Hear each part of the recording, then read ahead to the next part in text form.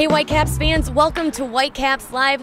Joining me now for our first Tiger Friday is legendary Detroit Tigers catcher Lance Parrish. Thank you so much for joining us today. And you know, your son used to play here and now you're here for a guest appearance. How is this different for you? You know, it's every time I set foot in a ballpark, it just feels like I'm supposed to be here. So it's really not that different. You know, obviously when you do it day in and day out, it just is just business as usual. But it's a great opportunity. It's a lot of fun for me always to come back to ballparks, whether it be here or Comerica Park or somewhere else. So got a chance to come here and watch my son play a few times. I actually was in the other dugout managing one of the years when I was with the Loons, and you know, it's a great facility. I love coming here. Okay. Well, now let's talk about the Tigers. What was special about playing for the Detroit Tigers than the other teams you played for in your career? Well, you know, I'm sure everybody that might know anything about my career knows that I signed with the Tigers out of high school. I went through the minor league system with them, got up to the big leagues, ended up winning a world championship with them. But the great thing was that all the guys, not all of them, but a lot of the core players that I played with on that world championship team in '84, I had a chance to play with them in the minor leagues. So we all developed through the Detroit Tigers system, all had pretty successful minor league seasons and careers. And, you know, it is a team sport. You're always trying to win a world championship. I was fortunate enough to win one. We were all a little disappointed, thought we might be able to do it three more times after that. But as I've said many times, there's a lot of great players that never got to be on one world championship team. So I feel pretty fortunate in that regard. And I also feel pretty fortunate that I was able to be a part of that world championship team because it was a pretty special year.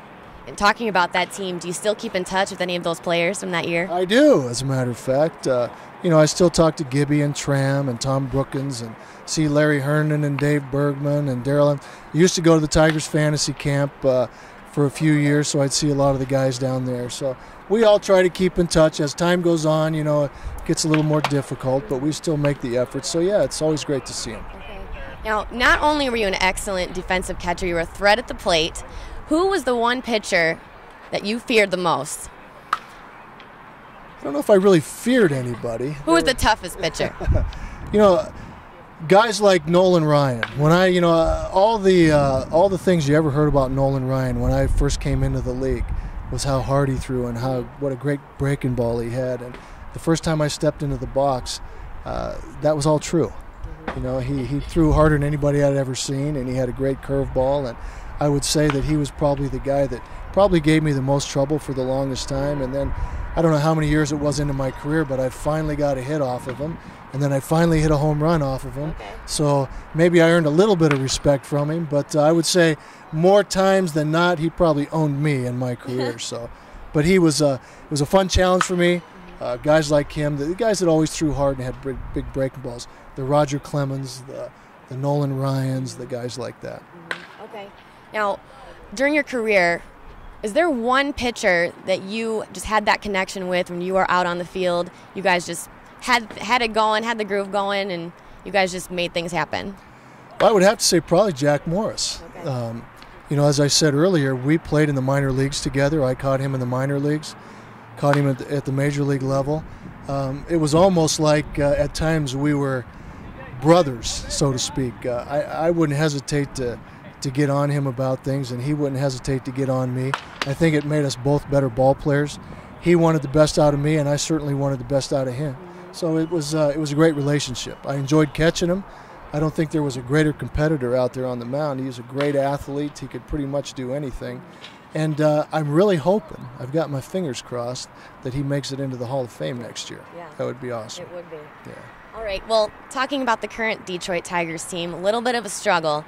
What do you think they need to do to turn it around and get some more wins? Well, they need to get healthy, first off. You know, if they could get everybody back in the lineup and get healthy and just start to gel. You know, baseball's a funny game. You know, when things start going good, you start to build a little bit of confidence, start to have confidence in one another. Then you start feeling like nobody can beat you. That's kind of the way we started in '84, but it started a little bit earlier for us that year. And I think after a while, we just got a feeling like nobody could beat us.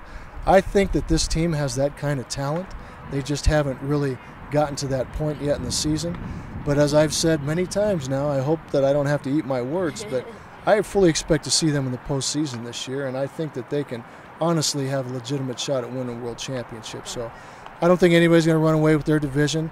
I'm hoping that they get hot pretty quick and take off, but I just think they're that good of a ball club, and I think they've got a pretty bright future this year ahead of them. Okay, good. We're all hoping for the same thing. Right. So, last thing, what are you up to now? Well, I'm living down in Nashville. My wife and I moved there from Southern California about 5 years ago. Working with some young kids, 15-year-old high school freshmen, a travel team, doing some lessons. I've got a lot of chores that I do around the house all the time. My wife never seems to have an end to those, and travel around the country visiting our kids and grandkids. And it doesn't seem like I should be busy, but I'm very busy. So, and I guess that's a good thing. Rather to be that way than sit around doing nothing. So life's good.